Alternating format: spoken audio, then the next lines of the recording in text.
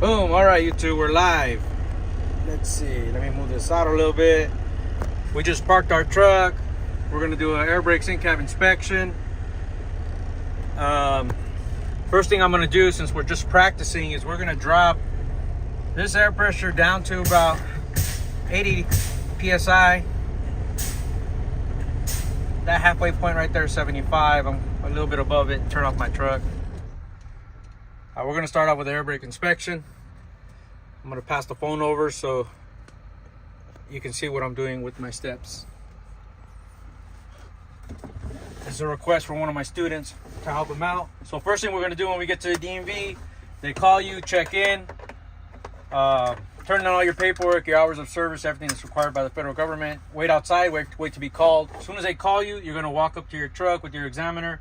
They might have you jump in or wait outside while they do a real quick check on the truck. After they check the truck, they might tell you, go ahead and where do you want to start? We're going to start with air brakes no matter what. So I'm going to jump in.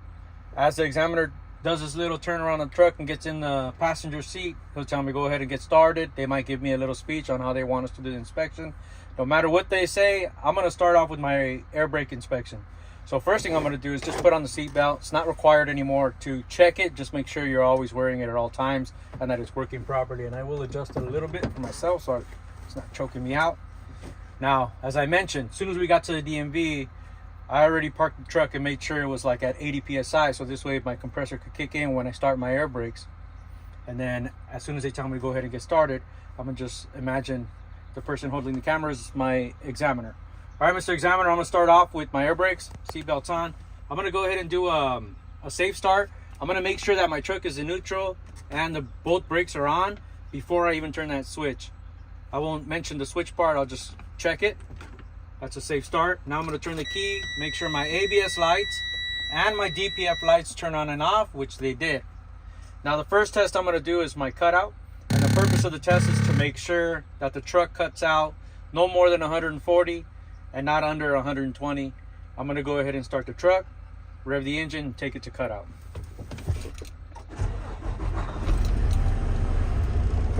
From here, I'm just going to rev the engine to help the compressor build up air pressure a little bit faster. Now you want to rev it somewhere between 11 and 1500 RPMs. Try not to over rev. Might upset some of your examiners.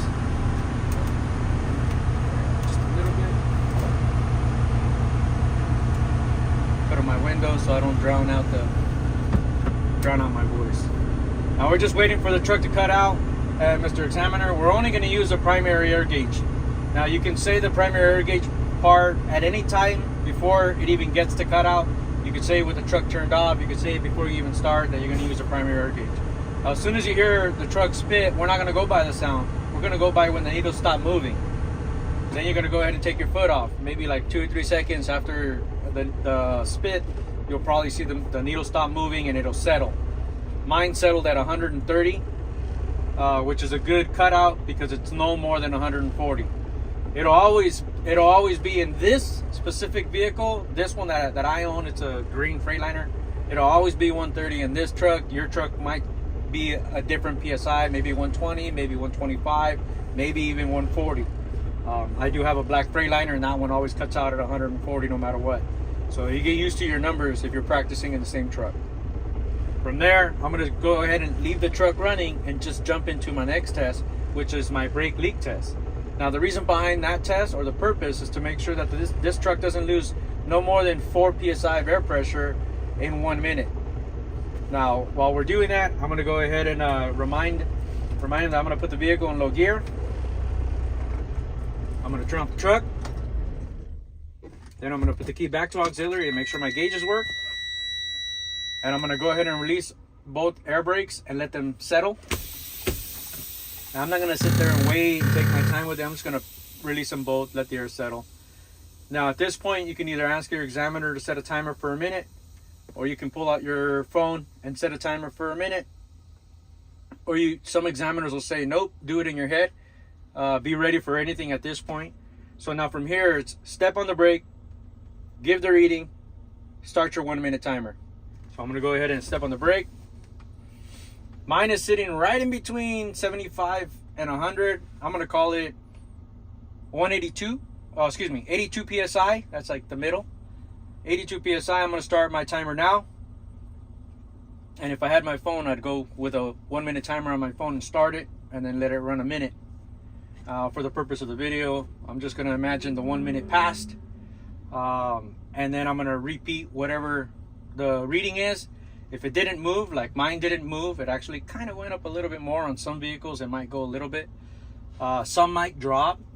If it does drop, just make sure that if the truck fails and it goes, there's my 1 minute timer for my truck. Now I'm going to repeat. It's still sitting at at 82 PSI, which is a good test because that's no more than 4 PSI in a minute. And again, if you lost pressure, give it whatever it lost. If it lost 2, say 2. 79 or something. If it lost 4, say 4. But if it loses more than 4, you make sure to fail your truck so that they don't fail you.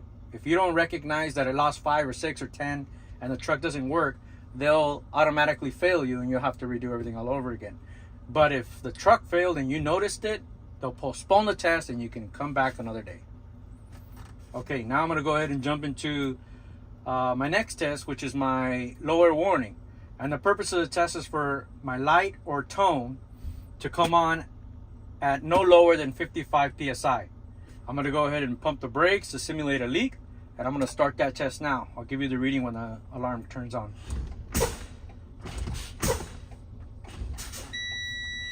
So that's 62 PSI. That's a good test because the alarm came on no lower than 55. So some trucks have a light and a tone like this one. Some trucks only have the light, so the alarm's on your dash. Just go with whatever your truck is. I have 2 Volvos. It's only a light. From there, I'm going to jump into my next test, which is my pop out. And the purpose is to make sure that these 2 valves pop out no lower than 20. There is a parameter, 20 to 45. Right now, they only care about the 20. But if they ask you, you need to know what's the highest, which is 45. I'm going to go ahead and pump the brakes to simulate a leak and wait for these 2 valves to pop out.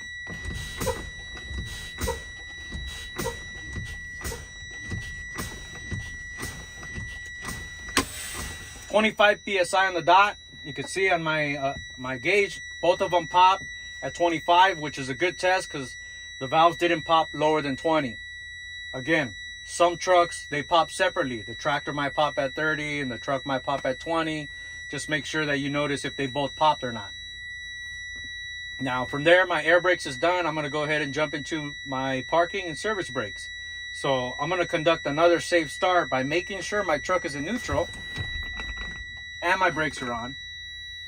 And now I'm going to start the truck and do a second cutout. I'm going to rev the engine again and wait for the cutout. Now in your second cutout, we're not going to talk about readings, but you do have to acknowledge when the truck cuts out.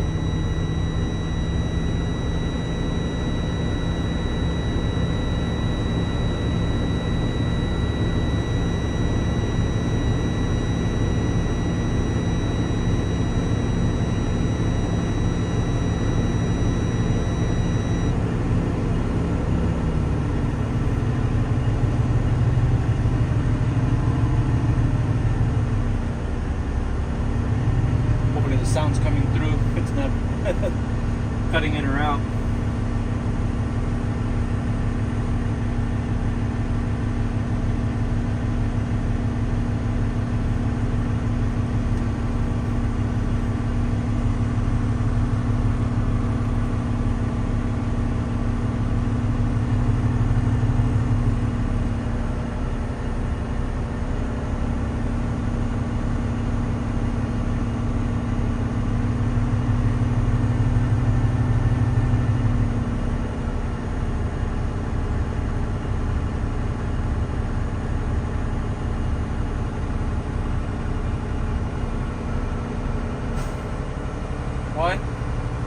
Two.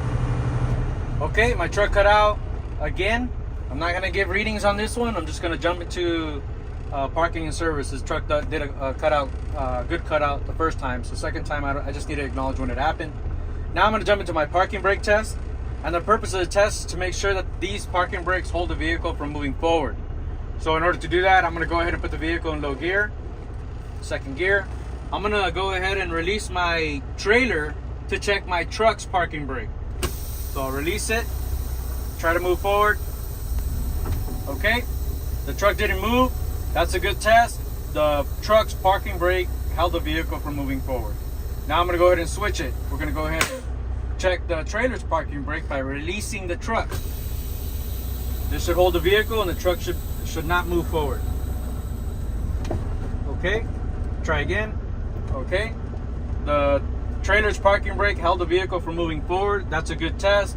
Now I'm going to go ahead and release them both to check the service brakes. And the purpose behind the service brakes is to make sure that when I roll forward and I step on the brake, it stops my truck. Keep it as simple as possible. So release them both.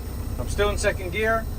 I'm going to go ahead and release the clutch, move forward a couple of feet, clutch in, brake hard. Now put it in neutral, set your brake. We'll pull on the yellow one first and then go ahead and explain if it was a good test. Now this is a good test because when I stepped on the brake, it did stop my truck. I was also checking to see that it didn't pull left or right. That's extra information for them just to know that you were trained at a higher level. If it did pull left or right, that'll let me know something's wrong with my brakes, tires, possibly a damaged suspension. The truck is in good working condition. From there, I'll let my examiner know that I'm going to jump into my in-cab inspection, and I will pull out my check sheet and put it somewhere where I can see it and run through the list itself. The first thing on my list is light indicators. So I'm going to go ahead and turn on my lights, which they are on. That's off and that's on. Left signal, I'm going to point and say it's working properly. Right signal, it's working properly. My four-way emergencies are working properly. And then my high beam is on, and it is also working properly on my dash. From there, I'll jump into my the next thing on my list, which is emergency equipment. And I have a box of spare brand new electrical fuses right here. Probably mounted secure, not broke, loose, missing. So I do have spare fuses. I have 3 reflective triangles under your seat in a red toolbox, probably mounted secure, not broke, loose, missing, not damaged. They are the proper color. And I also have a fire extinguisher on the floor on the door right here, which is probably mounted secure, not broke, loose, missing. It's not cracked or leaking. It is fully charged with a needle in the green showing it's fully charged, and it is have a tag up to date and a safety pin is in place. From there, I'll move on to my windshield and traffic monitoring devices, and I'll go ahead and mention that I'm going to bundle those and do them together since they're on the same line. Some examiners will want you to separate it, some won't mind if you put them together. Now, our windshield and traffic monitoring devices, including the weather seal on this windshield, is properly mounted secure, not broke, loose, missing. Nothing is damaged, nothing is cracked, there's no pits or stickers blocking my view, and most importantly, they're clean, and the traffic monitoring devices, our mirrors, are all adjusted to me, the driver. From there, I'm going to go into my wipers, blades, and make sure we have washer fluid. Everything is properly mounted and secure, not broke, loose, missing. Nothing is damaged, nothing is cracked or dry. The wipers are firmly pressed against the glass, and we'll double check to make sure that we have washer fluid, which we do. We can see it's working properly. We do have washer fluid. From there, we're going to go into our heater defroster. Don't call it a heater, don't call it a defroster, don't play with it. Just throw it to high heat onto the windshield. We'll wait for it to transfer over. Put your hand and feel. I can feel that it transferred over. Our heater defroster is working properly. Our controls are all properly mounted and secure, not broke, loose, or missing. Nothing is damaged or cracked. Everything is working as it should, properly working. Now, I'll go ahead and turn that off. And then I'll jump into what's next on my list, which says our horns. We have 2. We have our city horn working properly, and our highway horn working properly. From there, give yourself a minute, run through your list if you need to. And then if everything is good, go with whatever's next on your list. Again, here in California, our list, the next thing says external light check. From there, I'll go ahead and turn off my truck, and then I'll ask my examiner possibly step outside and help me check my lights. I'll make sure that my lights are turned on as he's walking out. So key in auxiliary, put the windows down so we can yell at each other and run through the light check outside. Now, some examiners will not get out. They want you to check yourself in this world, it is what it is. You just got to be ready for whatever your examiner is. Use the reflections for your brake lights. Everything else you could probably get in and out of the truck and go through each light yourself. So most examiners will help you check your lights, but they are out there. Some of them will not help you check your lights, even though they say they're all uniform. They're not. Okay, so I'm Yuri with Cdl Basic Training. If you have any questions or comments, leave it down on the live video. Thank you very much. Cool. It's out there.